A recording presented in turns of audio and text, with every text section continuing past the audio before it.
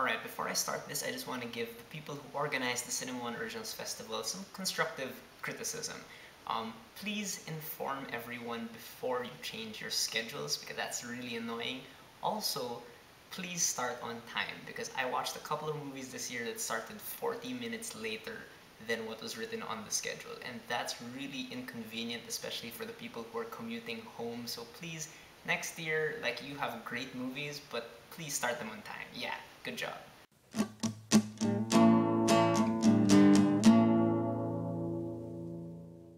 Alright, so this is part 2 of my reviews for the Cinema One Originals Festival this year. I'll be talking about 5 movies this time. Again, I won't be able to talk about Bitukang Manok, but let's get right into it. First of all, we have Soulmates, directed by Nash An. And Soulmates starts off with Alice and June about the jump off a bridge in Seoul, South Korea. And Alice is a transgender Filipino woman played by Mimi Juareza, who has just been left by her boyfriend, her Filipino boyfriend, Jason, played by R.C. Eusebio, who left her for a Korean woman, Soo-young, played by Ji-won Cha.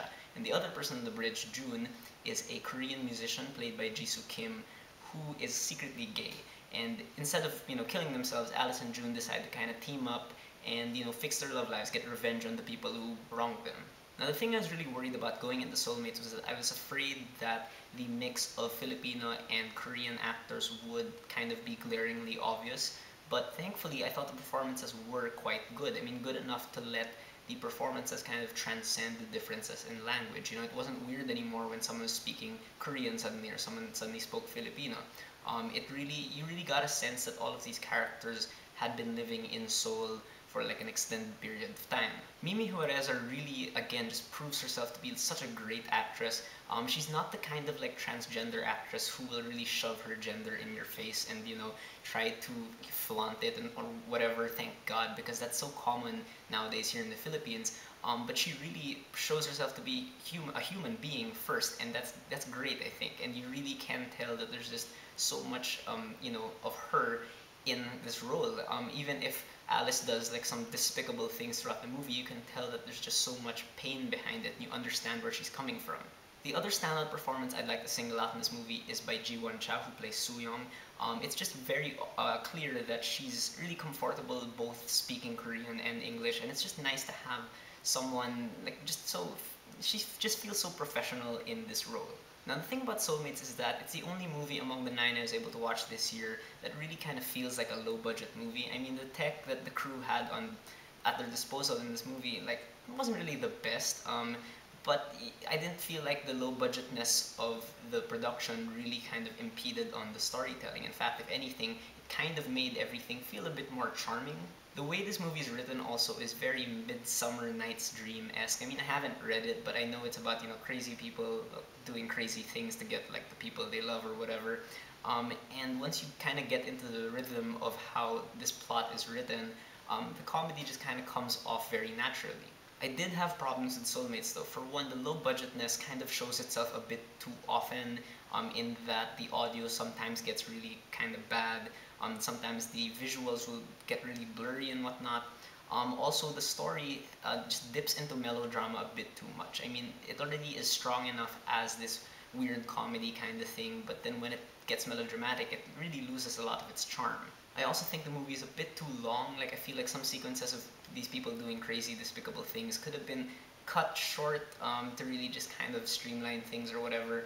But overall, I'd still say Soulmates is an okay movie. I mean, it's a good idea, I think, behind it. It's just nice to see an international cast like this in one movie.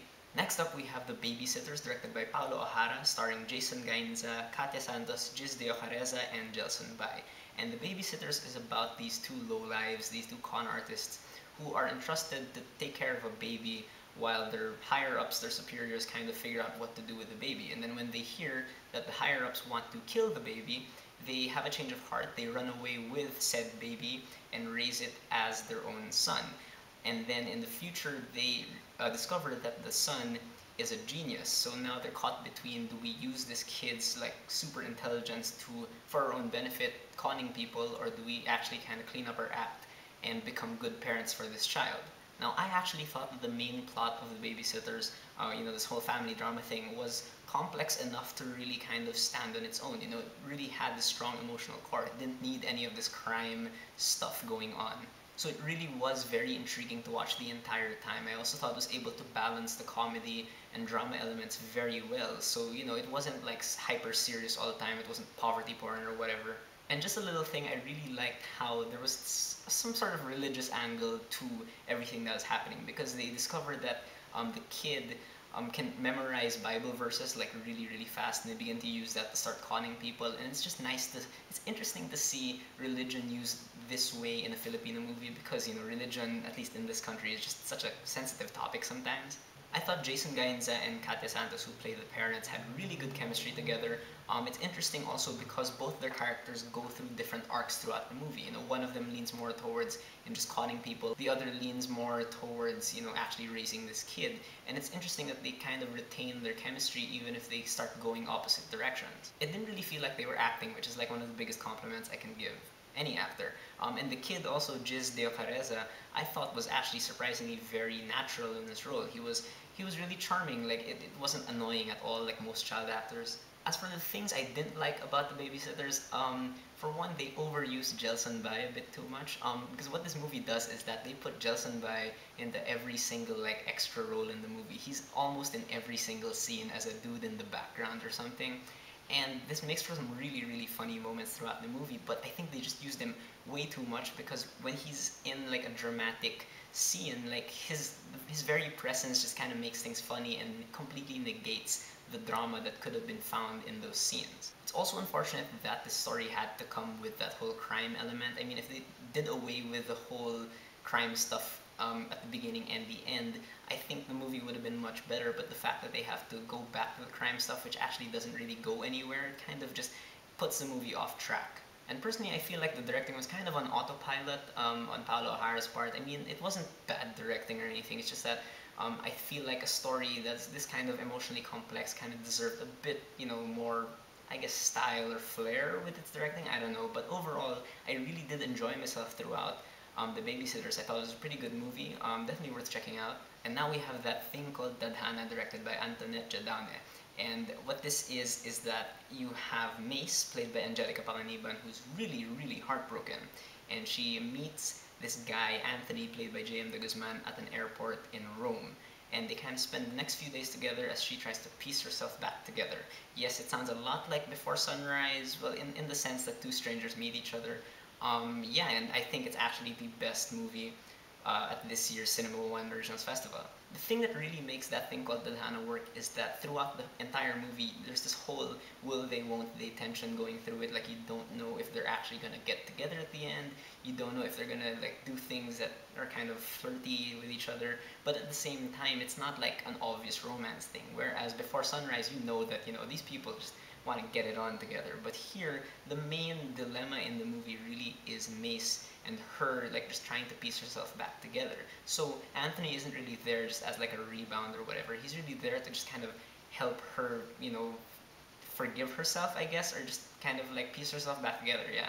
And what that thing called Tadhana gets really, really right is that the dialogue is just so extremely real. I mean, there's lots of like casual swearing, lots of pop culture references. Just the way these people have their conversations really sounds like how people would talk in real life. What I love also is that these two characters are extremely unique. They're more than just the relationship together or whatever. And they're also very, very relatable, surprisingly, because they're both kind of upper middle class, high class people, but you can still relate to them because, they're not defined by their class or whatever. Even if they're kind of rich, like, you still identify with them as human beings. The director, Antoinette Jadane, really has fun kind of switching up her directing style throughout the movie. You could see in her previous movies, Beauty in a Bottle and Relax Is Just Pag-ibig, that she really kind of is versatile as a director, and she uses so many little different tricks throughout this movie. It keeps it very, very engaging. And then you have the actors. Angelica Panganiban is great in this movie. She really completely just sidesteps any kind of melodrama in her performance. Whenever she's crying or whatever, she doesn't like milk it to death. Like, it's just enough, that you really do care about this character by the end, and she's just so endearing, even if she's like pretty messed up inside. J.M. de Guzman as Anthony doesn't have quite as much to do as Angelica Panganiban, but he does serve as a really good foil to her, and he is charming without being pretentious or whatever, and he's just a great presence to have there. If I have any problems with that thing called Tadhana, for one, I feel like some of the conversations repeat the same points over and over again, so I feel like some of the conversations weren't that necessary. There is some suspension of disbelief required, especially when it comes to Anthony's reason for sticking by Mace the entire time. I mean, they do give a reason, it does make sense given like the realism of the story, but still, it's just like, would you really hang out with this girl all the way to like Sagada? But overall, I think that thing called Tadhana was a really good movie. It's such a crowd pleaser, really. It's coming out theatrical release in February, so check it out when it comes out. Next up, we have Lorna, directed by Sigrid Andrea Bernardo, starring Shamin Bencamino, Lav Diaz, Felix Rocco, Maria Isabel Lopez, and Raquel Villavicencio. And Lorna is basically a story about this aging woman, Lorna, played by Shamin Bencamino, as she kind of tries to cope with, late age love life. Let's get this out of the way. Shamin Bencamino in this movie is great in this role. Her character goes through so much emotionally speaking, and she absolutely nails every single beat with so much honesty. You really can tell that all of this is coming from one place. This is not like a scattered character. This is actually just one character who's very, very strong, and she's trying not to crumble under the pressure, and Shamin Bencamino really conveys that very, very well. You know who else is really good in this movie for some strange reason? Lav Diaz is surprisingly very believable as this rock star stoner boyfriend guy, and he's just really, really hilarious. Just seeing him in this role is hilarious, but he does play this role with honesty as well. It's just, just make sure you don't mind seeing him naked, because you'll see him naked. The rest of the supporting cast is actually also very good. They're all very memorable. They're all very interesting. Felix Rocco as Lorna's son, Maria Isabel Lopez and Raquel Villavicencio as Lorna's best friends. And what Sigrid Andrea Bernardo, the director, does really well, we could tell also from her last movie, Ang Huling Chacha ni Anita, is that she really is able to combine comedy and drama really well to make this like really seamless, bittersweet tone that just runs throughout the movie. And that's it's a really unique kind of feeling to her movies. What's really unique also is that the way this movie is plotted is very unconventional. It's not really a typical 3-act structure, so you don't really know how it's gonna turn out. And especially by the end, I thought the ending was very refreshing because it's kind of open-ended, and it's you can take a lot of stuff from this movie. I did have a few problems though with Lorna. From one of Lorna's best friends, played by Maria Isabel Lopez, she's really, really funny, like 50% of the time. The other 50%, I just feel like her jokes didn't really hit, at least for me, and I actually found her really annoying in that 50%. I get that her character is supposed to be annoying, but she just had so much screen time, it's kind of baffling. And that's where my other complaint comes in, is that I feel like the first 2 acts kind of meander, like we spend a bit too much time on like other things that I didn't feel like were completely necessary. I mean, we spend a lot of time with these women, like going Zumba or whatever, and I get that when you spend time with characters you kind of build relationships with them, but I feel like again the same points are being reiterated over and over again. So us spending time with Lorna and her friends wasn't really building character anymore. But in the end, I'd still say Lorna is still a pretty good movie. It's still definitely worth watching, if only for its great performances. And finally, we have Red, directed by Jay Abelio, and Red is about, well, Red is played by Jericho Rosales. He is a fixer, and what a fixer is that he's not necessarily a hitman, but he's like the big brother of the neighborhood. If you have a problem, you just go to him and he'll try to fix your problem. He may like rough some people up one way or another, but he doesn't kill anybody. And he's really rich. He kind of like owns a lot of stuff in the town. He's just he's living the good life. And then he gets involved in this drug deal of sorts or whatever that kind of targets him as the next target. So yeah, the thing I really loved about Red is that overall it's very, very slickly produced. The cinematography is great. The soundtrack, which is all rock music and whatever, it's really up my alley. So I really loved it. And overall, Jay Abelio really has his own like really unique style of directing. He transforms this story into like an urban legend of sorts. The way it's told throughout the movie gives it like this mythic feeling, and that's really, really interesting to see. Jericho Rosales in this movie is perfect for this role. He is always so good in these like half action, half drama kind of things. Because he has that tough side about him, but again, he's just so incredibly human. Like, there are very, very few actors, at least in my opinion, working today, that are able to pull off like this kind of balance between action and drama that Jerry Rosales can do. It's also great to see Nico Antonio in a role that actually gives him a lot to do, because he's been in a lot of indie Filipino movies and is always just kind of in the background. Here he has a really meaty role. He's pretty much like the Nick Carraway of this story, and he really is able to flex a lot of muscles. I mean, physically and acting wise. It's also very surprising to see Mercedes Cabral in this kind of role, because you'd expect, you know, the typical filmmaker in the Philippines at least to make Jericho Rosales' love interest like a really ridiculously voluptuous woman with misproportioned body parts or whatever. But it's nice to see Mercedes Cabral in this role, because she really is a good actress, and you know, she adds this kind of realism. She grounds everything in realism, I think. But again, I did have problems with Red. For one, I feel like the plot is insanely, needlessly convoluted.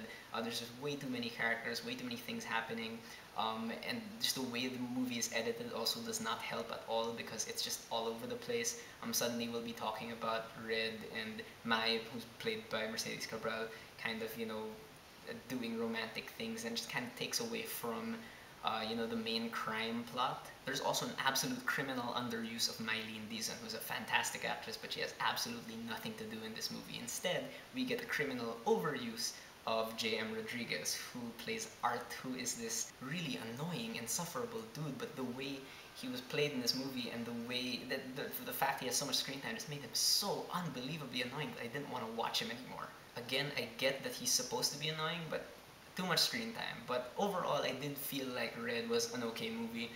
There's still way more good in it than bad, I think. It's worth watching just for Jay Abelio's unique style. Alright, and that is Cinema One Originals 2014. Finally, it's over. I'm a month late. But yeah, what did you guys think of Cinema One this year? Did you love the movies? Did you hate them? Whatever you thought, whether you agree with me or not, please leave me a comment. Let's have a conversation.